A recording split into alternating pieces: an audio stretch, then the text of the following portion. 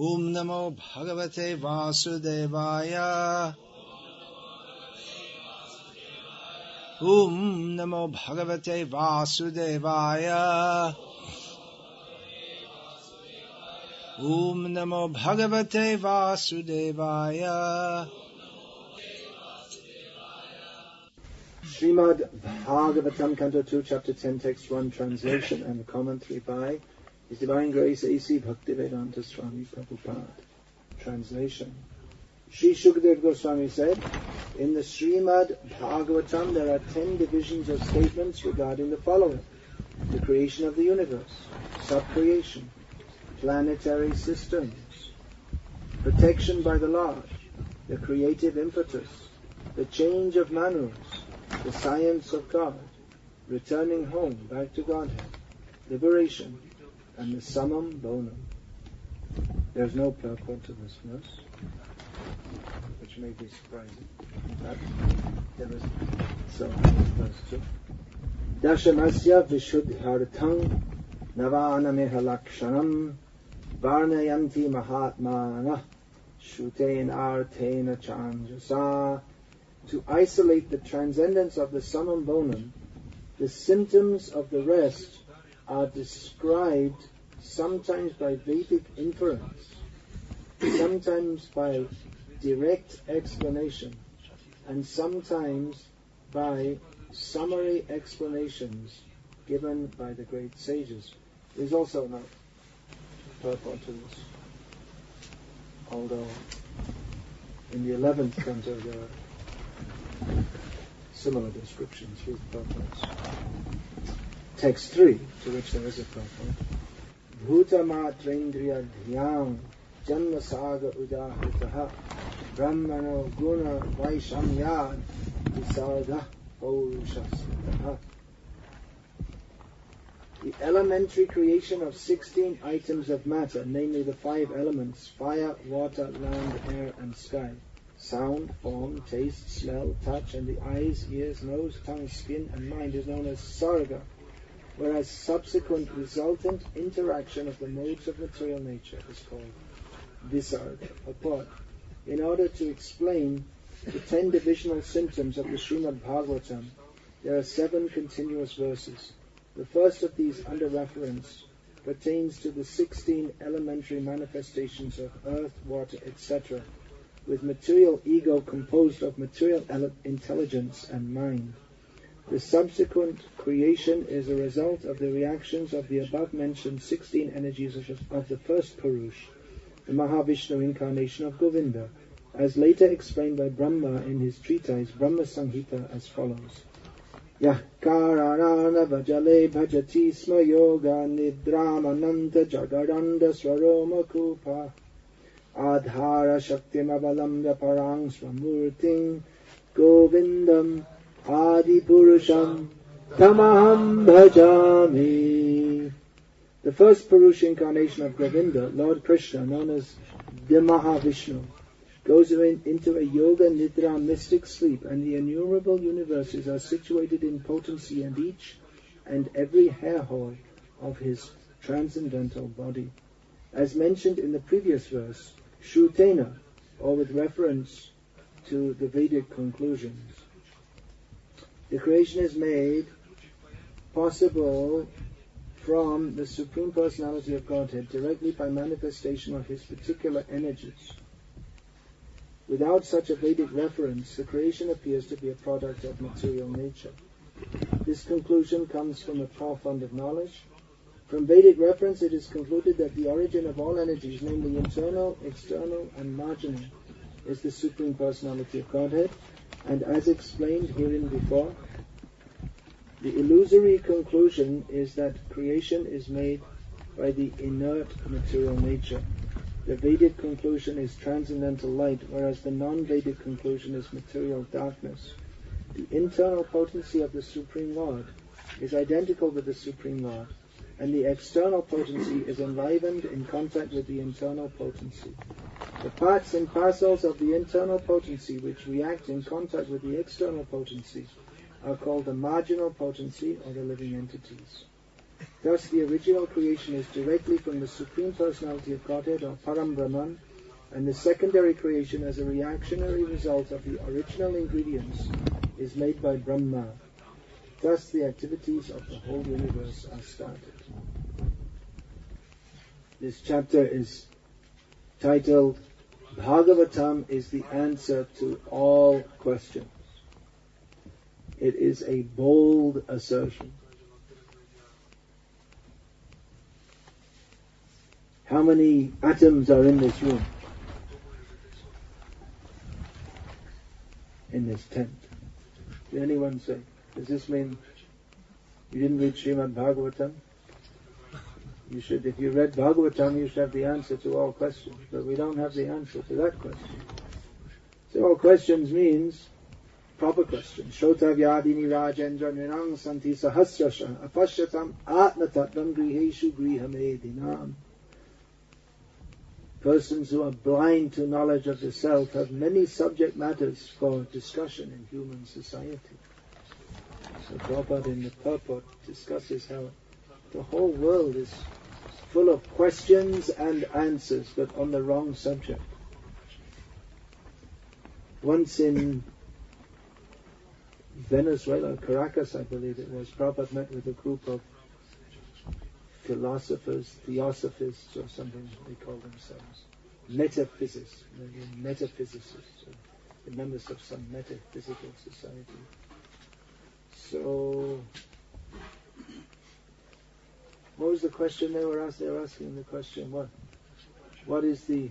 They were bringing up the what to them was the important question, like, does God exist? And so that's not the real question. The real question is, what is the source of everything?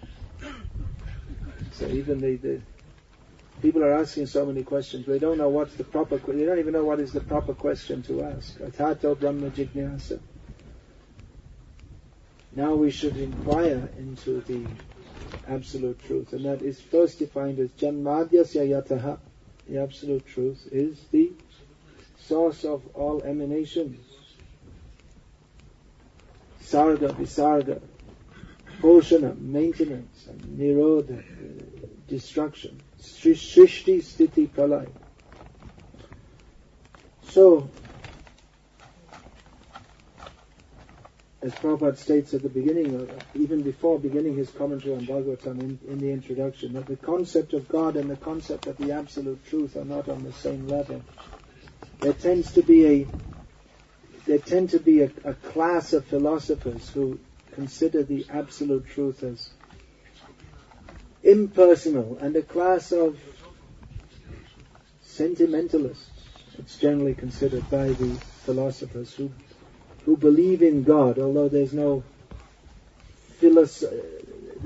philosophical or empiric evidence for the existence of God, but they just believe in Him. As Prabhupada within one paragraph brings the 2 points together, that the Bhagavatam brings together these 2 concepts, the concepts of the absolute truth and God, or even this term God. Prabhupada didn't use it so much. He liked to use the term Godhead, Supreme Personality of Godhead. This term Godhead it's an English word, but not much in use, even among theists. But Bhaktisiddhanta Saraswati Thakur, he liked to use that word, Godhead, to distinguish Krishna from the concept of God in the English language, which is Christian concept, in which they perceive God as the creator and order supplier in the language of Bhaktisiddhanta Saraswati Thakur, as the supplier of fuel for the fire of their sensual desires.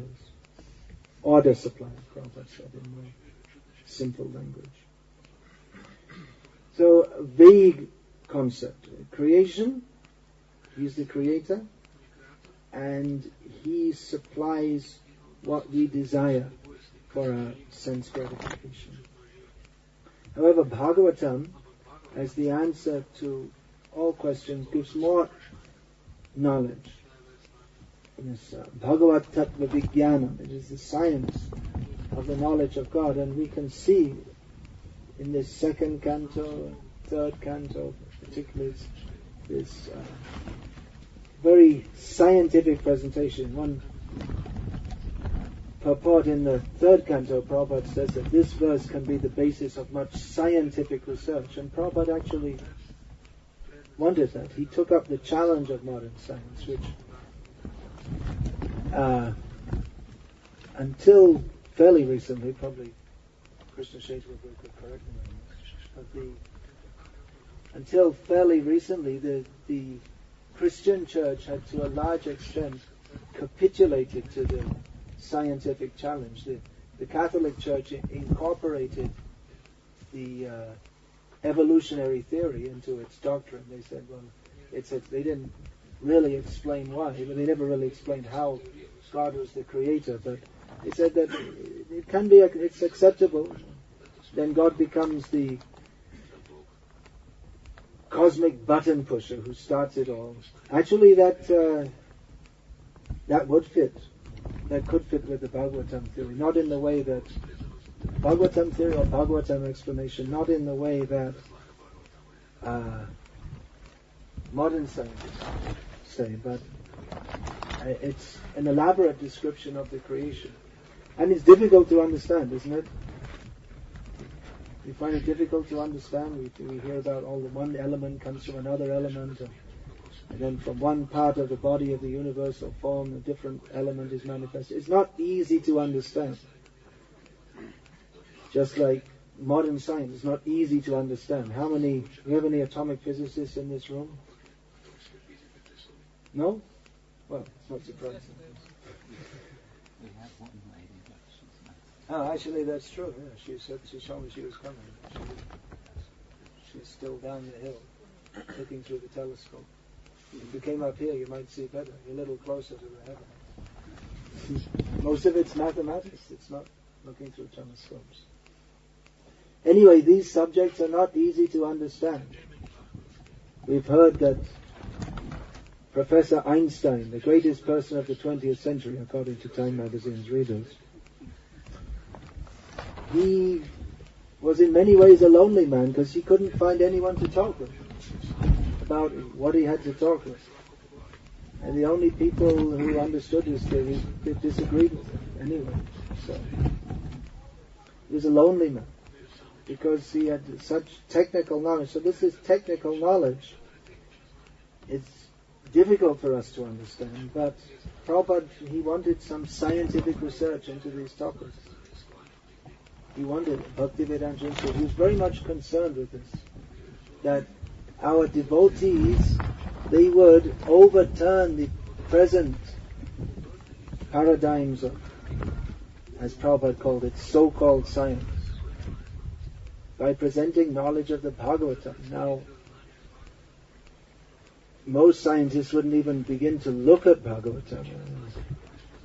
It appears to them to be some dogmatism. So it's a difficult task. But Prabhupada wanted that because he could see that the mundane science, or particularly the science that are developed in pursuance of Darwin, the founder of the evolutionary theory, that had given a basis for a wholly atheistic society. And even though the church may say, the Catholic Church may say that, well, we can accept evolutionary theory, but the scientists say, well, you can accept it if you like, but we don't need you. Maybe you need science, but we don't need God, because our theory, you need science to convince your people that yes, God is the original scientist, but we don't need God we have our scientific theories. However, there is at the present time, a counter movement to this, particularly in America. It seems to have become very prominent, of people who want creationism, or that there is a creator of the universe, or that the universe comes into being by creation, by design, not by chance. So this movement has become so prominent in America. Even the President of the United States is a supporter of this, that it should be at least taught as a parallel theory. That evolutionary, or the theory that evolutionary theory is one stage, that's like Sarga Visarga, that the universe came into being by chance, which is at present taught as a fact, that should be taught as a theory, and that creation, that came into being as by creation, that should also be taught as a possible theory. At least that much they want. That it's taught as a fact. I've seen that they have these popular science books, and they write that so many billions of years ago there was nothing, and then all of a sudden there was a singularity, which is a wonderful scientific explanation. It's not an explanation at all. It simply means chance. There was nothing, and then within the nothing there is singularity. Means like that, single, unique. It just all of a sudden, with no explanation, no reason, there was a singularity. And it was so small, but it had all the mass of the universe in it, and then it exploded. Big Bang. And then we have the universe. And they'll explain like this, although there's absolutely no evidence. It's just a theory, but they explain as if it's a fact. And they're very much against the dogmatic ideas that there is a creator. Although their idea, it's also dogmatism. It's not the only theory of the origin of the universe. There are other theories also. There's also a theory that there is no origin, it's just always there. That's also there in supposedly Vedic philosophy. But the most popular theory at the present time is Big Bang. When we say popular theory, Big Bang, we say popular theory, it immediately means it's not science. But they present it as science, as fact, which Prabhupada, at that time, now there are many to say, but at that time there was no one else to say, this is cheating. Prabhupada pointed out, this is cheating. Now there are many to point out that this is cheating, that they're teaching it as science, whereas science means there should be examination, deliberation, hypothesis, experimentation, and then you come up with what is accepted as proof. But Prabhupada says they simply look at something and then they talk all nonsense. So there is an increasing discontent, even in scientific circles, at least with evolutionary theory. Prabhupada, he said that we should distribute hundreds and thousands of these books, meaning his books, not the scientist books, the real scientist books, real scientific books. Bhagavatam is the answer to all questions. And Prabhupada said that will have a tremendous effect on the mass populace of Europe and America. So you may say, well, we've distributed hundreds of thousands of books, and where is the mass effect? What happened? Prabhupada didn't say that hundreds and thousands of people would shave their heads and put on dhotis and ladies would put on saris. He didn't say this, but he said it would have a tremendous effect. Exactly the words I'm not remembering. Remember that one? Similar. Tremendous impact, something like this. Well, there's your effect. That just recently there was this President Bush was bringing up this point about teaching creationism in schools. He was supporting it publicly, although later politicians are good at that. They say, well, actually we didn't exactly mean that. And they can say one thing at one time and then just twist it a little bit. It depends who you're talking to. You have to be popular with everyone so you can get the votes. Anyway, he was supporting that, and then a whole big discussion came up in the press. And it came out that there is a society of scientists who are against evolutionary theory. They say that it's hollow, it's shallow. And there are 400 scientists who have signed a statement. To date, there are 400 who have signed a statement saying that present evolutionary theory it's totally insufficient to explain life as we perceive it on this planet. And these are not, just high school scientists. These are real scientists. These are PhDs and Nobel. Was there some Nobel Prize? I think there were 2 there. You saw that email also that came about this? And there are 400 of them, of which 70 are biologists. And more than half of them signed last year. So, and they said they're expecting more. That's quite a lot if you consider there are not that many real up there scientists in the world. So it's catching on. We sitting here may hypothesize that this is a direct result of the push that's come from the books written by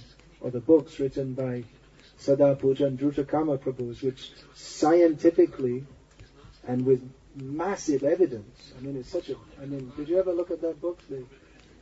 Who can read through it? It's boring like anything. because it's full of facts and figures. Who wants to read so many facts and figures about skulls dug up at this depth in earth, and this earth is shown to be so many hundreds and thousands of years old, and it's boring, but the net result of it is it's dynamic and it's having its impact. And Drutakama Prabhu has taken that book, and with that one point he's traveling all over the world and addressing scientific circles and having an effect, and the TV programs and radio programs, and there's no one to refute it because it's true. And when it first came out, there were some great reviews from the orthodox scientific community. Once they printed that also, that it's pure bunkum, and only someone with absolutely no scientific ability would accept that. And what can we do? It by evolution, what's the word? By natural selection, some people are born so stupid or something like this. But he had nothing to refute it. He had only, what's that called? Hype? What's it called? There's a term for that. I can't remember. You should know that. Ad hominem arguments. Just, you're wrong because you're wrong, and that proves you're wrong. Like that. I said so. And he said so also. And he also said. So that proves you're wrong. But it's not scientific. So it's having its effect. Prabhupada wanted this, that devotees, they take up this challenge. In those days, we couldn't imagine, but it's got together, and it's really having its effect. There are there is this creationism movement, but Drutakama, especially, Sadaputa's not propagating it so much, but Drutakama Prabhu, who interestingly is not a scientist by training or profession, he's taken this up and he's taking it all over the world, and he's presenting it in a scientific manner, not a religious manner. This what the objections to these scientists is that why you're scientists, why you're taking up this religious stand, but the scientists who are protesting against evolution, they say, we're not taking it up on a religious stand, we're just taking it up on science. If we study science, then evolutionary theory doesn't fit. So they're taking it up on a Drutakama Prabhu is taking it up. He's taking up many different scientific issues, just like we saw in Bhagavad-gita magazine. It was described about, he gave a lecture on the concept of time in Vedic understanding, that he pointed out that modern science in the Western world has a linear concept of time, that everything came into being at one point, and then eventually, at least when I was at school, that's what they told us. It may be a different theory nowadays, that at some point of time the earth would fall into the sun and then everything would be burned up, which again, we have the Vedic version which suggests something similar. There'll be burning, not just of this little planet, but of the whole universe will burn for thousands of years, and then it'll rain and it'll be filled up like this. So anyway, they have an idea that the universe will come to an end at some point in time. But Dhrutakam Prabhu is pointing out that this idea that there's a beginning of the universe and an end, and then you have to, maybe there'll be another singularity, everything will become nothing. I don't know if they ever explained this, but Dhrutakam Prabhu pointed out that this is borrowed from the Christian concept, that God created everything at one point in time, and at one point in time there will be a day of judgment, and then it'll be all over. And those who are bathed in the blood of Jesus will go, and they can go on taking baths in the blood of Jesus for time forever to be. And those who don't will burn in hell forever. There's no redemption from hell. So, you ever got taught? Oh, you didn't get taught that at school, because you were from the socialist background. That's what I was taught at school. Nowadays, apparently, they don't teach that. And not only that, but you had to be a Catholic. If you were a Protestant, then you still had to go to hell. So, it's pretty fearsome theology.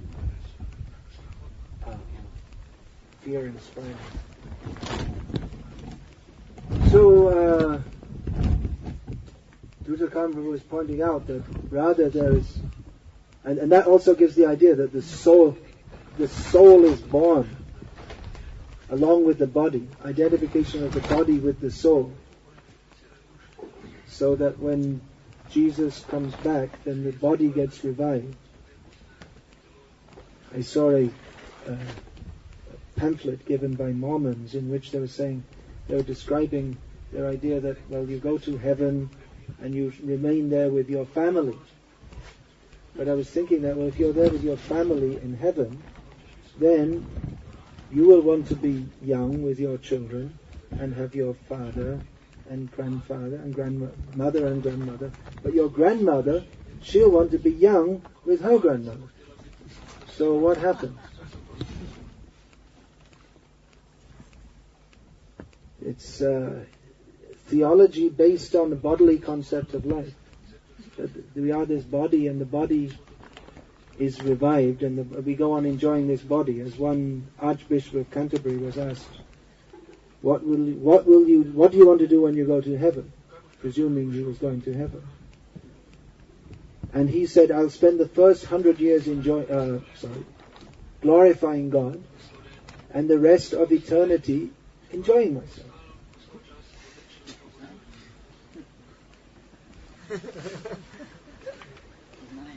Yeah, there is, with God's blessing. I can't remember. No, it's quite a long time ago. I read this about 15 years, 20 years ago. There's probably been a few archbishops in Canterbury since then, because they appoint them when they're old and they go off. Call him up and ask him if he's still in the 100-year plan. I think maybe they have to, I'm not sure, maybe they have to wait for the day of judgment before they even go. I'm not sure. Then there was another English. That's the Church of England. Well, that's what I said, because they presumed he's going to heaven.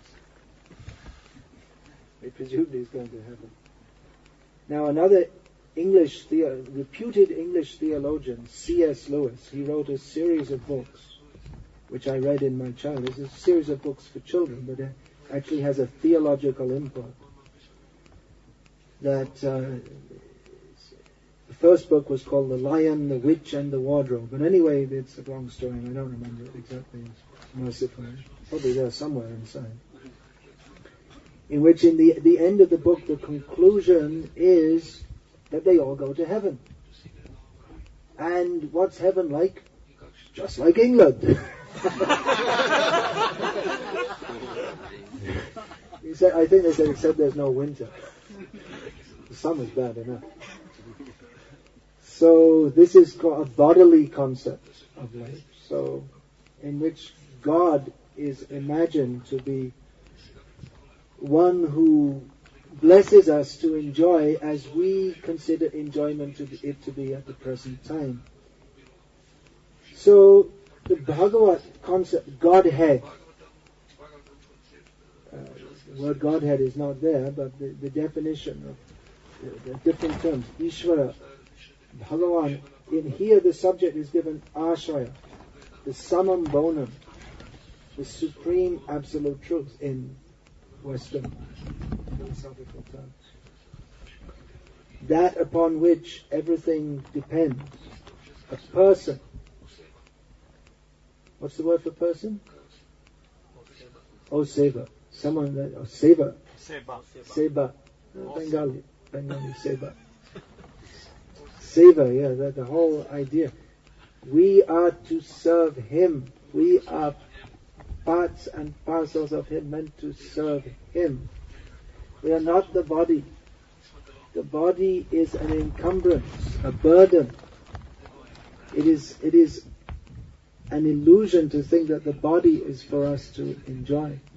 Bhagavatam, generally we're recommended to read after going through the Bhagavad-gita, which is the summary of all, or the essence of all the Upanishads, Vedanta. So Bhagavatam is expanded Vedanta philosophy.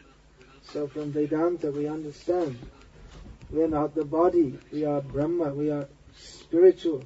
And in Bhagavad-gita we have Krishna described as Param Brahma, the supreme spirit, Param Dhamma, Pavitram Paramam Bhavan, you are a person. So this point of Godhead, the idea of God as a person is there in Christian theology, but who is He? How does He interact with this world? What is our position in relationship to Him?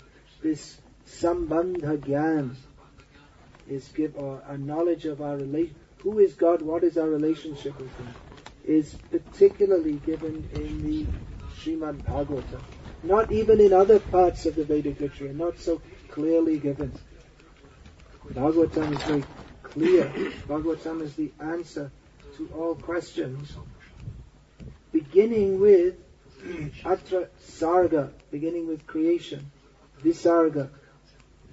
Our concept of God is as the creator, because we can see this world and we tend to, from our vantage point, from our perspective, we tend to perceive of this world as our position. Our present position, we tend to conceive it, here we are. And when we hear of the spiritual world, then it may sound difficult for us to understand. Even Prabhupada often said that it's difficult for us. Difficult. They don't ask so many questions about the spiritual world. When we go, we can see.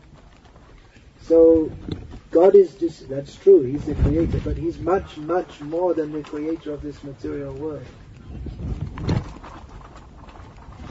Just like if you go to some rich man, you don't have so many rich people in this country because of the communism. They didn't have, or they didn't show, but if you go to some rich man's estate, they have a big, their house is set on a large estate and a huge house, very nice, very nicely architecturally designed. So if you come there, then there's an outhouse. Do you know what an outhouse is? It literally means that. It means a toilet which is it's separate. There's an English word, outhouse. That means they also used to have. Now it's all attached bathrooms. But previously they used to keep it at a distance. So if someone visits this estate and he goes to the outhouse and he sees it's actually very nicely built and go like this, or you just press a button and it flushes. Even today there are many people who have never seen such a thing. We take it for granted. And then you start praising, oh, this is wonderful.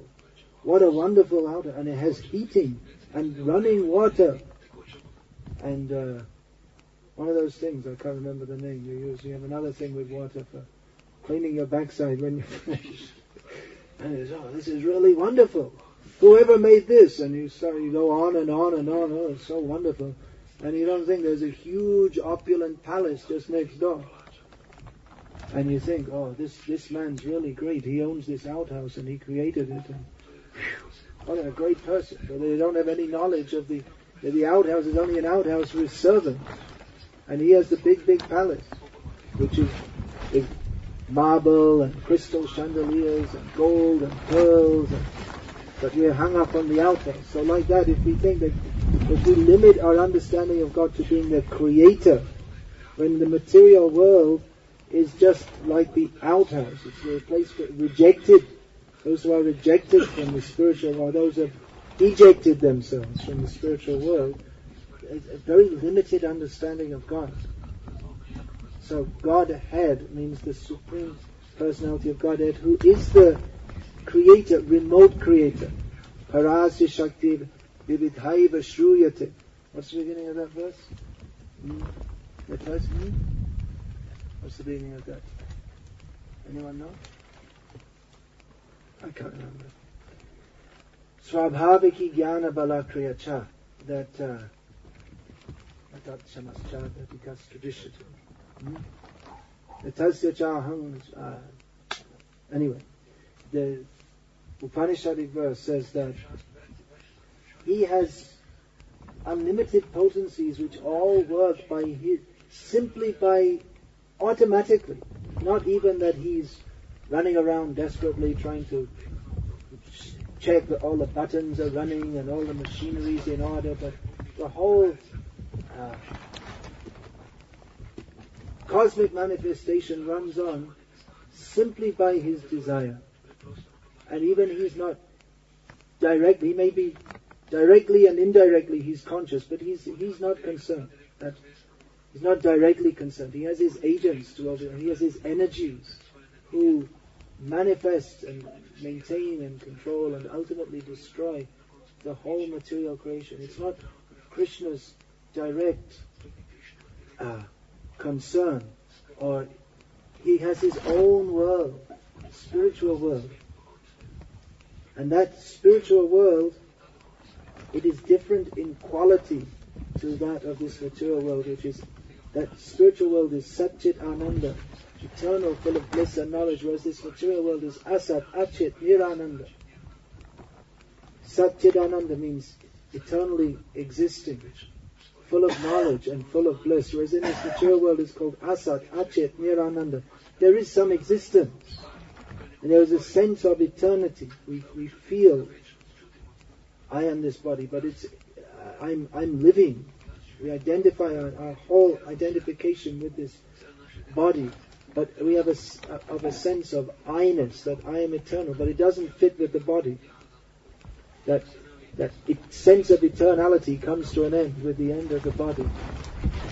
Everything we see, that's why people, they may be shocked. They come back to their home village where they lived, and they didn't come back, and after 20 years they come back, and all the things they expected to see, the tree they played under when they were a child, and the well, and it's all gone, and there's a big factory there instead, and they become shocked, and oh, how horrible. It shocks them, because they presume that this is how things are, they were, and they always will be, but it's not. Everything's subject to change. And we have knowledge in this material world, but the knowledge we have is actually not knowledge, because it's based on the illusion of considering Krishnetara, everything considered not in relationship to Krishna as being factual. This is given in the beginning of Bhagavatam. Tejo Vari Madang Yata Vinimayo Yatra Trisarga. Everything in this material world appears to be factual, but it's it's not factual, just like a mirage. You know that word, mirage? Yeah, same thing, same word in your language. So, mirage, it means just like on a hot day, on the road, you'll see some water up ahead. So, but there's no water there. It just appears to be so. So, is the mirage real or not real? It's real. The perception of something is there, but it's not what we take it to be. So, and ananda, there is ananda in this material world. There is happiness, but that happiness is only a drop, whereas we need an ocean. And it's also within that drop. There's cyanide also. It's the happiness is mixed with large admixture of distress. So to project or to consider this, the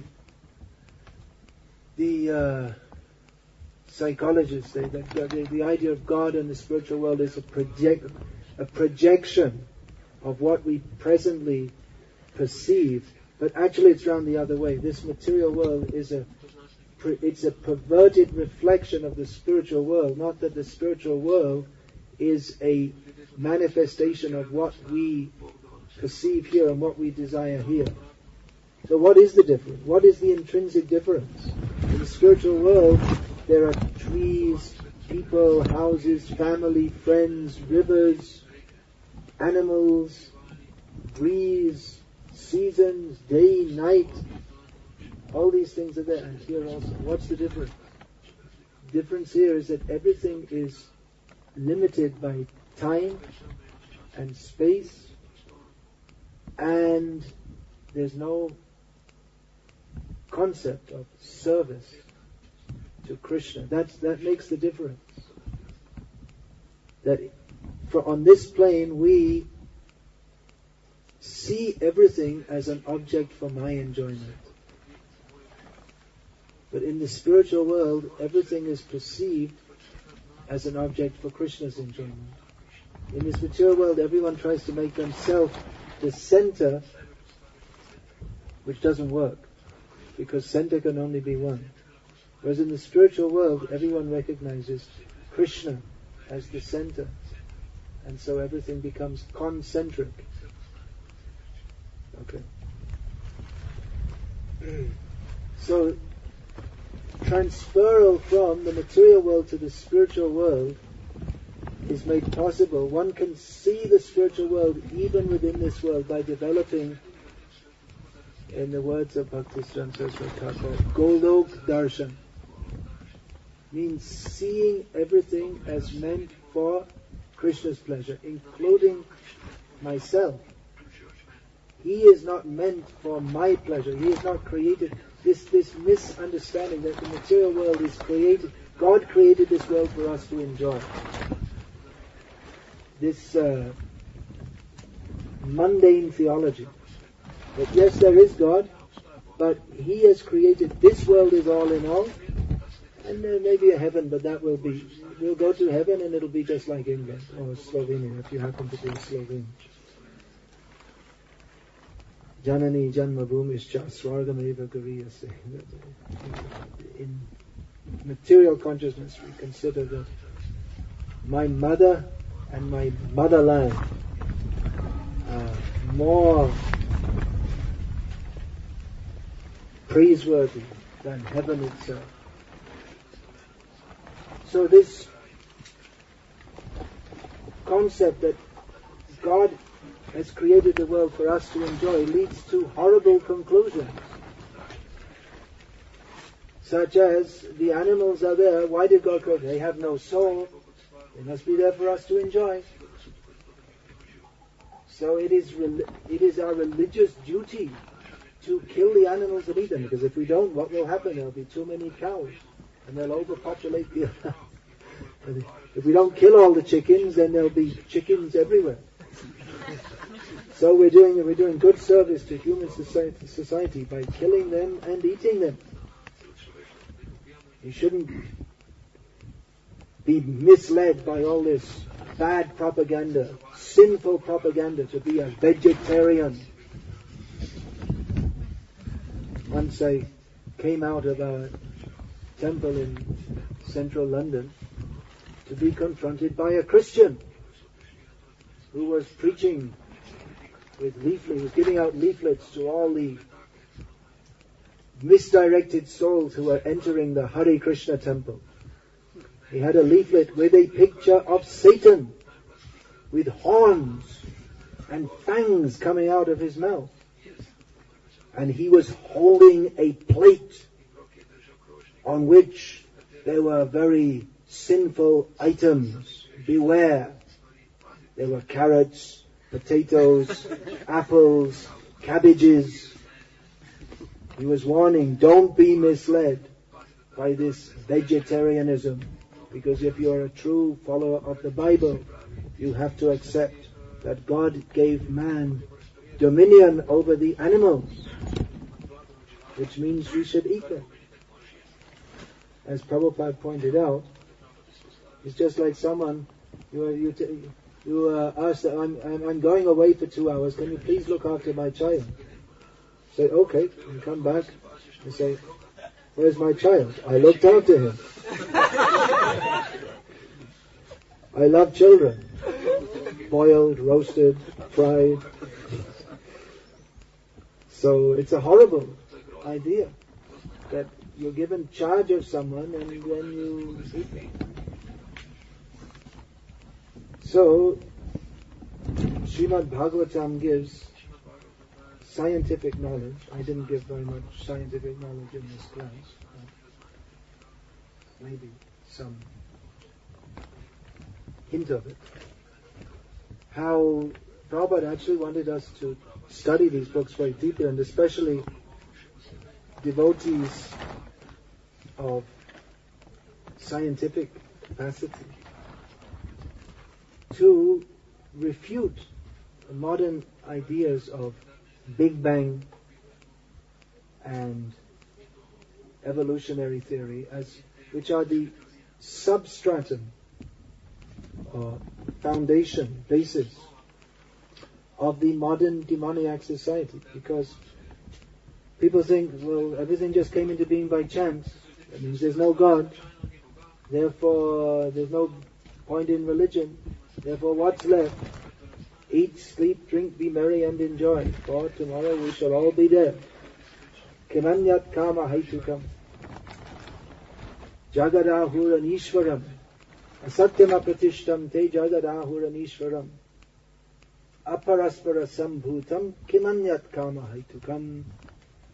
This Lord Krishna says in Bhagavad-gita, is not something new that the scientists have dreamed up.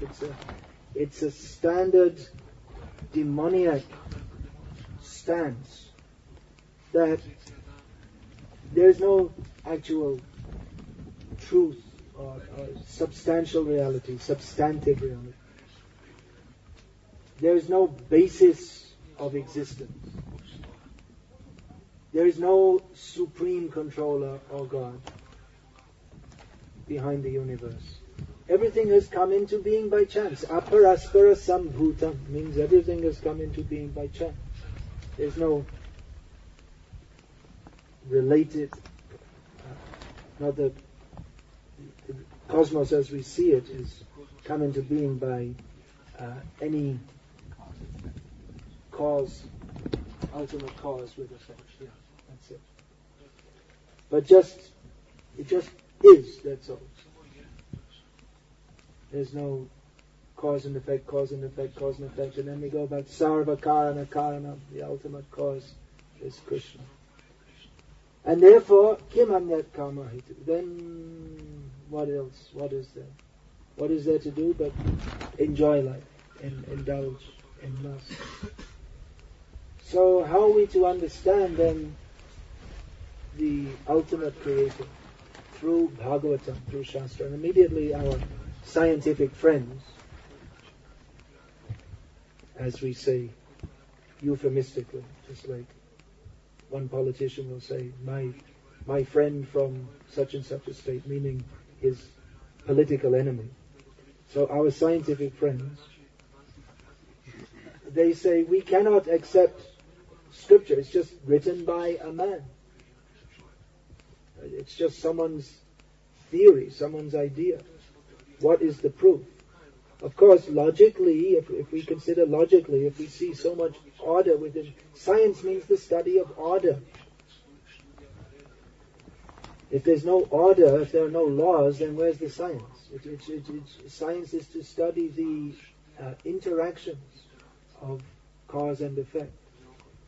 So that the universe is so much ordered very strongly suggests that there is a design behind it. There is or at least some purpose. There must be some purpose behind it all. Just like if you invent a machine and it has so many pulleys and lights flashing on and off, and we show it at an inventor's exhibition, they come and look at it and say, well, it looks very good. Press the button and it moves this way and that way, and the trapdoor opens and it closes again, and looks very impressive. What does it do? What's it for? What's its purpose? It doesn't have any purpose. It's just a machine. That's all. I invented it. Why do that? Why would you make a machine that doesn't do anything? Machines are invented because there's a purpose, because there's a need. Someone invented the electric toothbrush because he perceived there was a need for having electric toothbrushes. I couldn't exactly work out what that one is, or someone invented the combine harvester. Got that? Okay. Because they thought, well, if you have a combine harvester, we can have one man sitting inside it, and we don't have to employ 20 men. And it'll do the work very efficiently. And the men can go to the city and work in the factory building the combine harvester. So, when some need is perceived, then a machine is made. Well, this is the advancement of science and technology. When there used to be a 64K limit for RAM in computers, and they broke the barrier. I don't think it was even called RAM at that time. Anyway, and they saw if we could just break this, we could have computers with megabytes and gigabytes, and they were stunted in their development, and then they worked out how to do it. I don't know how. I don't even know what RAM means, actually. But really, someone did. There's some perceived need, and then they invent. So if we see in the whole universe there's so much purpose, or there's so much order, then we should logically conclude that there's a purpose. As Einstein himself said, I don't believe that God's playing dice with the universe. So, in other words, he's suggesting there should be some purpose. So if there's a purpose and a designer which we can logically deduce, we can't prove it, but we can logically deduce, then the fact that we have a desire to find out what's going on in the universe suggests that the designer also communicates with us and lets us know. And that's how we can accept that there should be some scripture. Someone should know. Someone should be able to communicate to us. But from the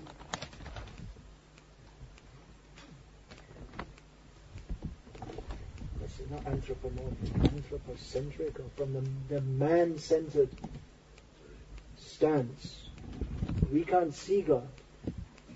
We have the scriptures. We can see God through scripture. So Prabhupada very much wanted there would be scientific research to show how the Bhagavatam is the answer to all questions.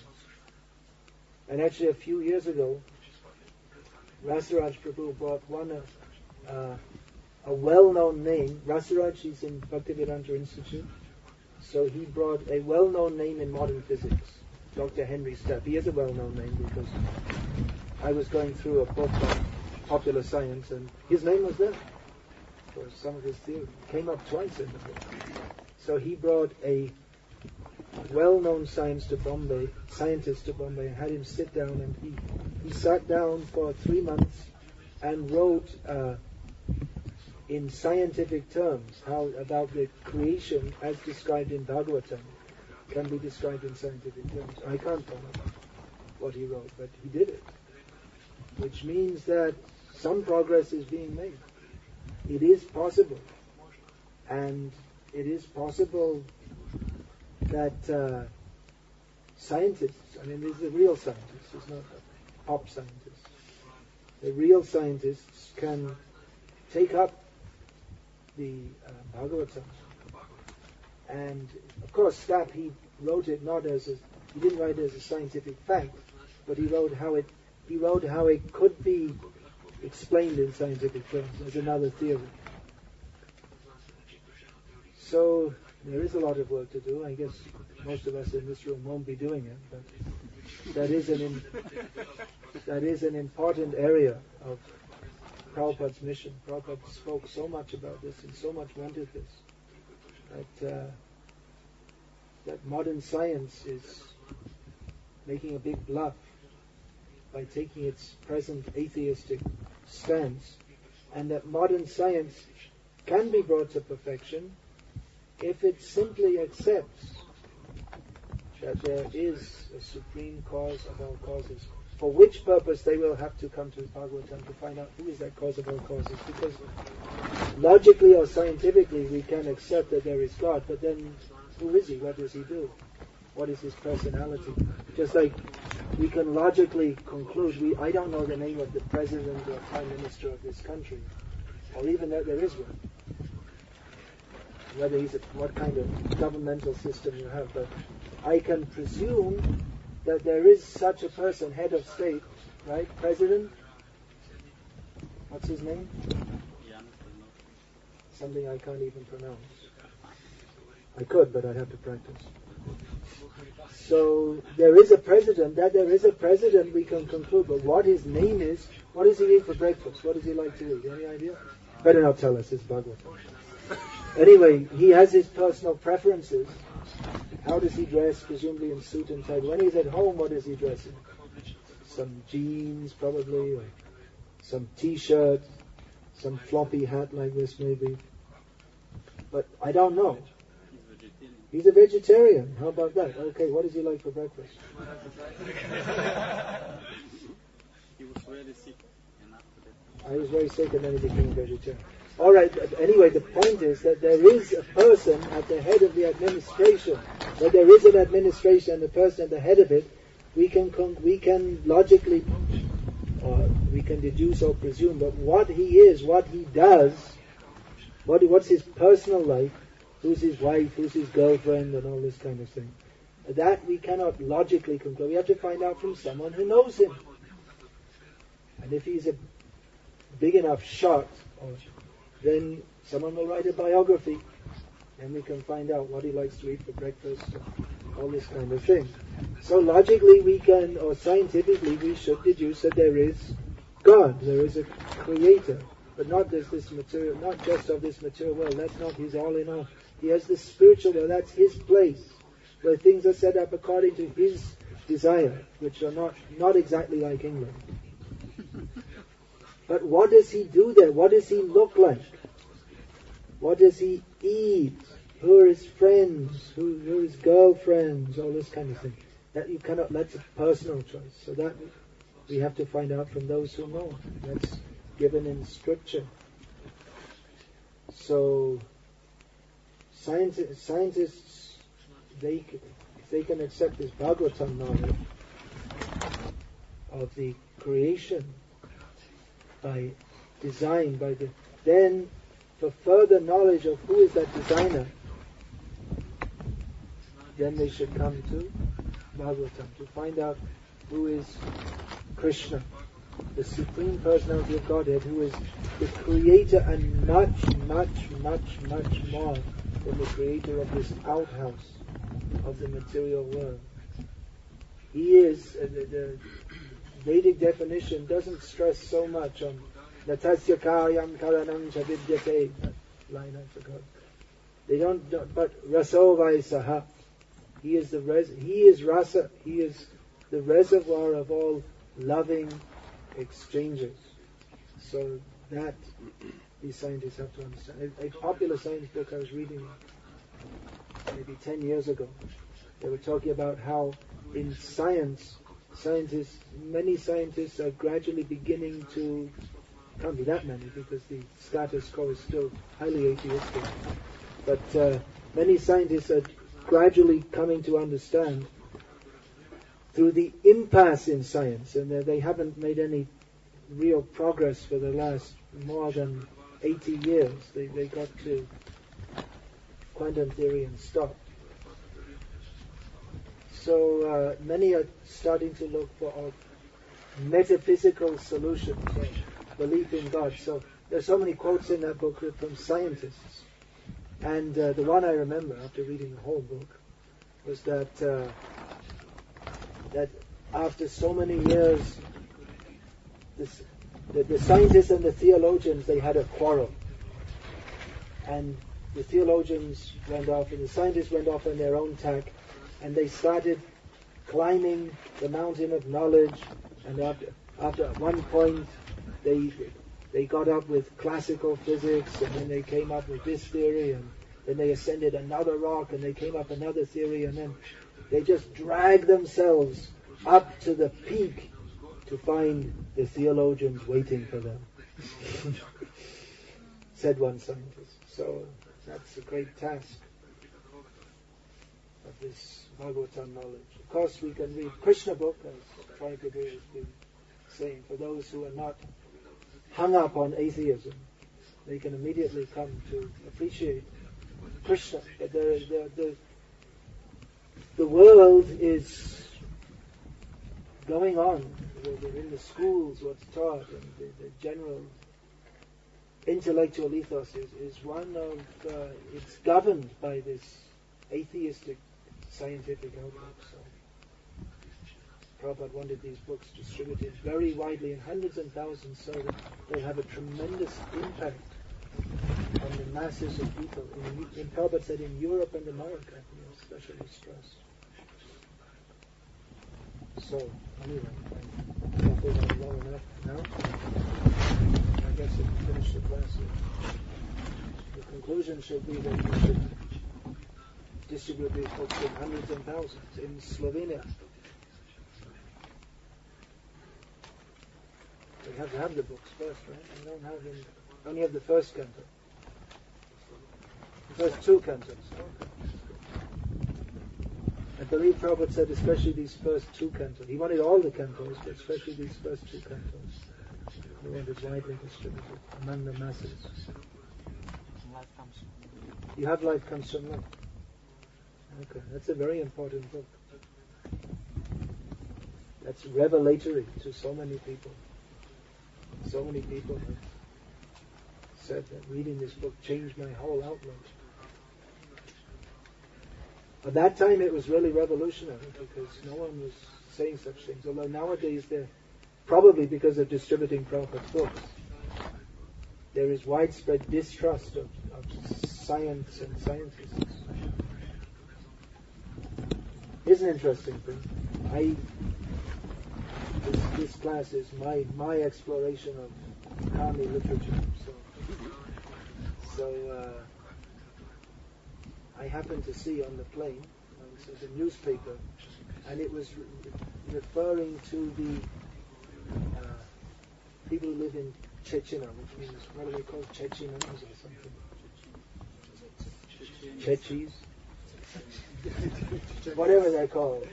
So the reporter was saying that anyway, everyone knows that traditionally they're all rascals. Written in English. One way than the other European language. They're using the word rascal.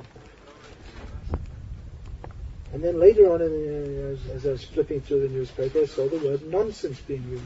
And I thought, that's interesting, because these words, at the time Prabhupada was using them, they were already somewhat, or the usage that Prabhupada used was somewhat archaic.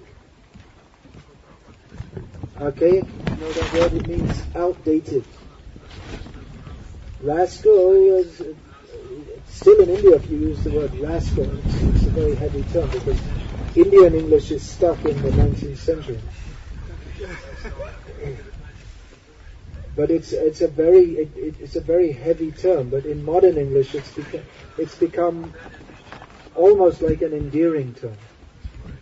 Endearing means a term of affection. Or you'll call your child, "Oh, you rascal," and it means you did something wrong, but you like it. Or nonsense in the way Prabhupada uses it. It's become a much lighter term in modern English. Or it had become, but it seems from this usage in the newspaper that it was used in a way that I'd never seen except in Prabhupada's books. Means someone's reading Prabhupada's books and adopting that usage again. There are many signs actually that Prabhupada's books are having so much effect on the masses in Europe and America. So please print them and distribute them and read them and live by them. And live by them means ultimately to go back home, back to Godhead.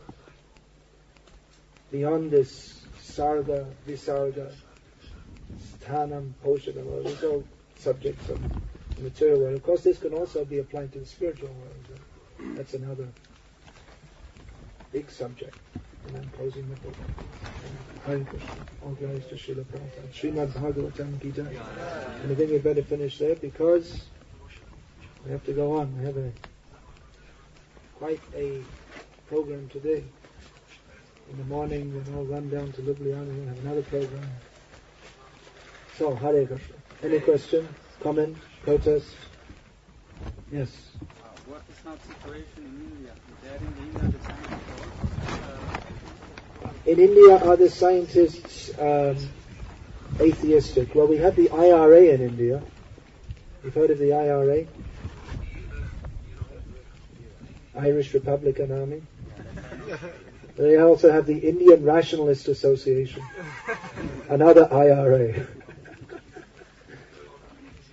Scientists in India, well, those who speak about these issues, those who are vocal on these issues, are mostly along the IRA standard, or anti-religion. But there are many. As I discussed, Sadhaputta Prabhu, you've all heard his name, Sadhaputta, you should know about him.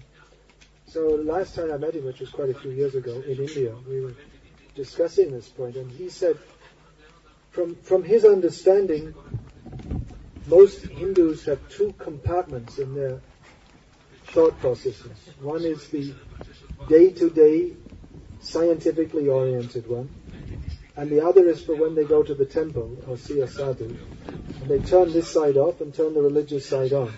And they don't put the two together, because if they did, the whole thing would short circuit, because they have the ability to turn on and turn off. Once I was on a train ride, many times I was on train rides, but once on a train ride, I was with a teacher of biology or something scientific at a university. And I happen to have Life Comes from Life with me. Happen means I take them for distribution. So I discussed with him for quite some time. And he was from Orissa, which means in Orissa, at least the Hindus and mostly the Muslims and Christians also, they all have deep faith in Jagannath. Although they don't have any knowledge of philosophy or any such thing. But as soon as you've crossed the border from Bengal or Andhra or anywhere else into Orissa, what's the first thing you see? Everywhere Jagannath. Everywhere. Pictures, deities, everywhere Jagannath. Everything. Jagannath. Great attachment to Jagannath. Maybe less so in this far south. They're more into Nrsimha. And there are Shaktas, plenty of Shaktas, but everyone loves Jagannath. So I said to him, I said, you're a biology student. So I said, where are you from? So he was going to Orissa. I was going from Howrah to Malaysia for darshan of Who's close to Balesha? Balasar, Kirchar Gopinath, Yamuna. So I said, well, you believe in Jagannath? And he said, yeah, of course. And they said, but what you're teaching in the university is something quite different to belief in Jagannath. He was a little perplexed, so we had a long discussion. And then he was he said, oh, thank you very much. I always had this question in my mind, but I never really wanted to think about it. Now I can understand. Everything I'm teaching is wrong. I'll tell another story. Once I was distributing Life Comes From Life in Toyota. They had all India, they have it once a year, the All India Science Convention, and all different scientists come and they read out papers and they eat something and they chat and they chit and they go away. Chit chat. So I was going in the hostels where all these different professors were put up, and I met him and I asked him, what's your name? What are you doing? And he says, well, these days I mostly travel around the world and present papers at scientific conferences like this. And then he asked me, well, what are you doing? And they said, I'm distributing this book, Life Comes From Life. And he said, well, what's it about? And I said, it shows how modern evolutionary theory is all nonsense. And he laughed and he said, well, we already know that. So I said, well, why are you still teaching it? And I said, well, we don't have any other theory. You have to teach something. Cheating. Of course, not everyone accepts that. Many scientists do. Evolution. My grandfather was a monkey. And so on. Anyway, let's evolve to a higher level of consciousness by beginning this yagya, whatever's to be done. So, Srimad Bhagavatam ki jai, and evolutionary theory, hi.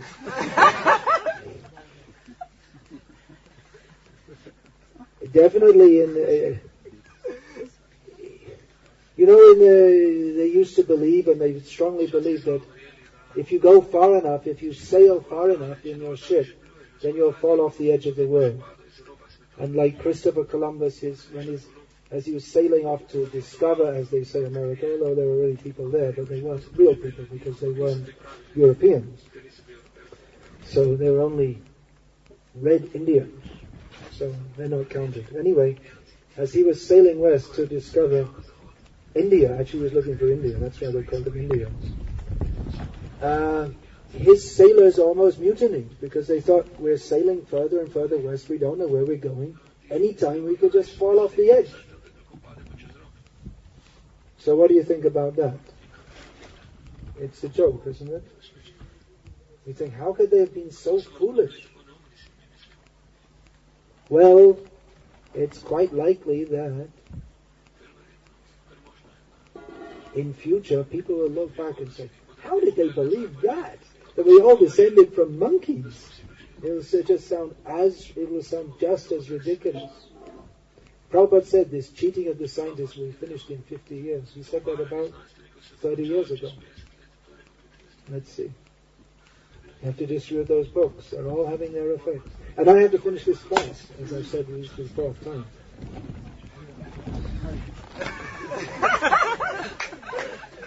His Grace Bhakti Vikasa Maharaj ki.